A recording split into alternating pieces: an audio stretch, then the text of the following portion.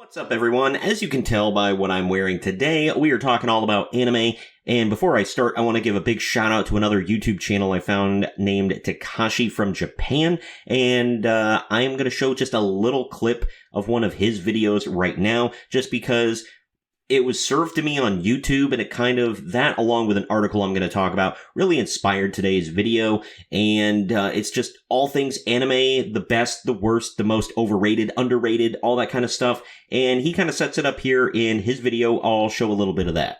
人気だけど個人的にあんまりそこまでだったアニメありますか？鬼滅の刃です。鬼滅の刃です。なんか鬼滅の刃があんま好きじゃなくて。What? Bro, what are you talking about, man? 進撃の巨人はハマんなかったですね。Go yourself. ワンピースとか。早々のフリーレンですよね。そう、推しの子ですかね。はい。呪術廻戦です。あんまり知られてないけど個人的にめっちゃ好きなアニメ。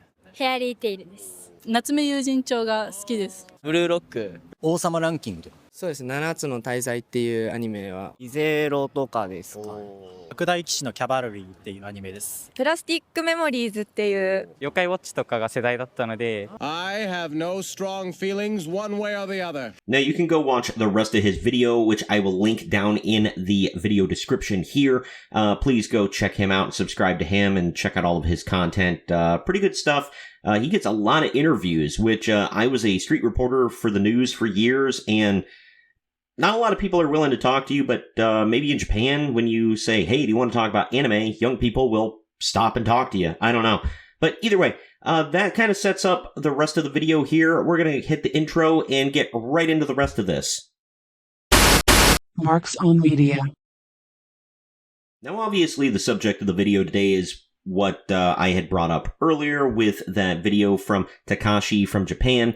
But besides underrated and overrated and my personal favorite animes, I found this story when I was combing the news sites for different stories to use for the daily news and whatnot.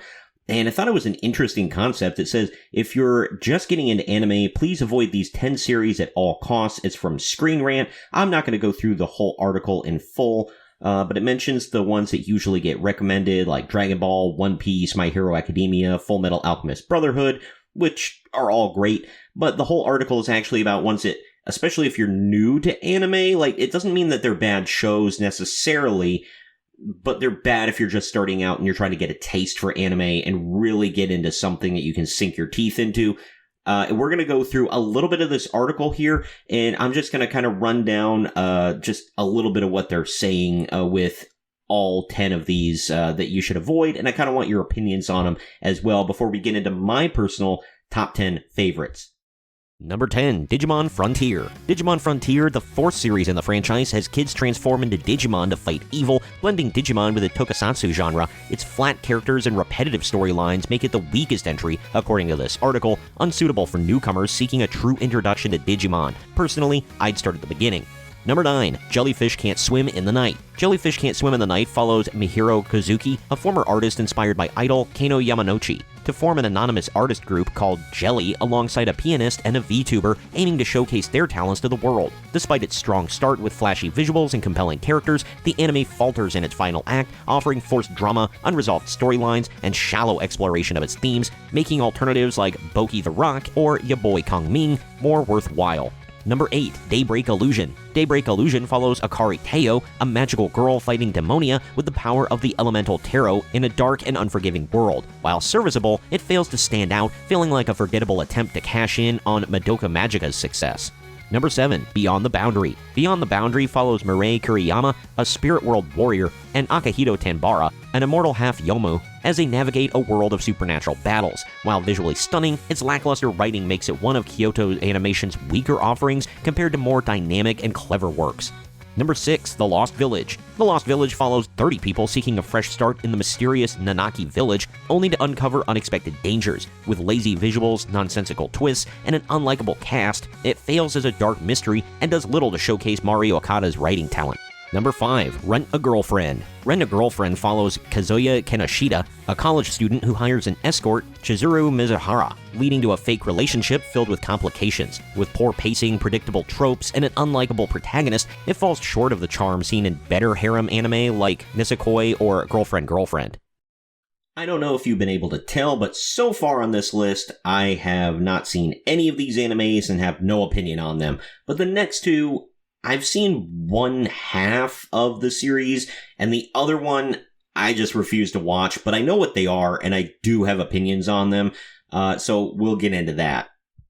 Number 4, Uzumaki. Uzumaki follows Kiriko Shima and Shuchi Sato in their town, Kurozu, succumbs to horrifying spiral-themed supernatural events. Despite Junji Ito's legendary horror storytelling, the anime's poor art, animation, and pacing make it a disappointing adaptation and one of the worst horror animes in recent years. Plus, it's just effing weird. If you're looking to get into anime or horror anime for the first time, this might be too advanced.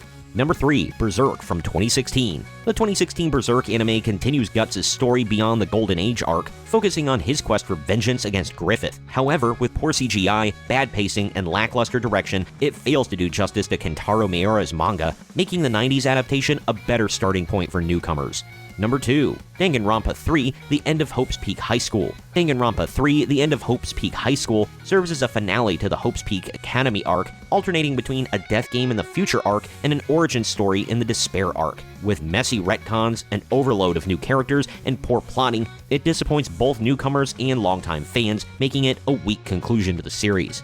And number 1, Guilty Crown. Guilty Crown follows Shu Oma, a high schooler who becomes entangled in a conflict between GHQ and Funeral Parlor after inheriting a powerful genetic weapon. Despite strong art, animation, and music, its poor pacing, boring characters, and weak writing make it one of the worst anime, failing to capture the success of Code Geass.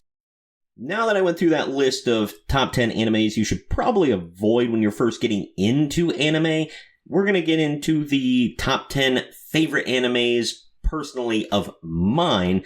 Now, some of these are not necessarily the best animes ever, but they're my favorite animes, and I'm ranking them based on personal opinion and giving why.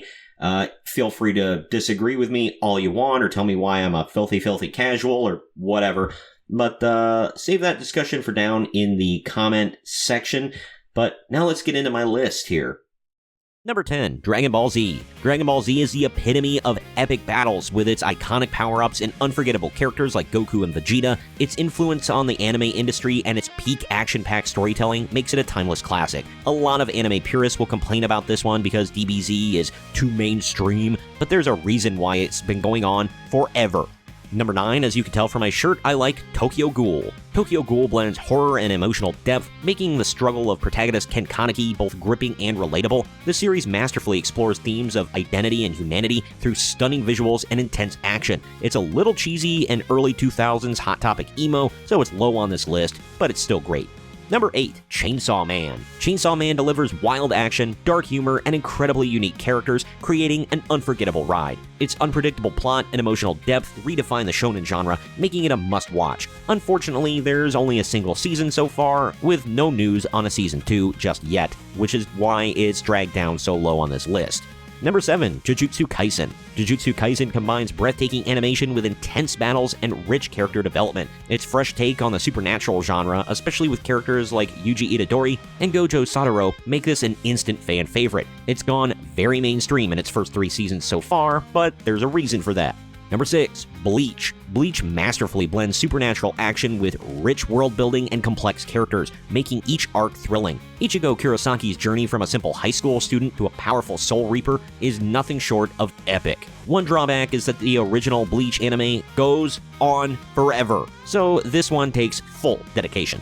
Number 5, Demon Slayer. Demon Slayer is known for its stunning animation and emotional storytelling, particularly through the bond between Tanjiro and Nezuko. Its breathtaking fight scenes and powerful themes of family and perseverance make it unforgettable. The last 2 seasons were a little slow going, but it's still a great show, and the artwork is some of the best I've ever seen in any anime ever.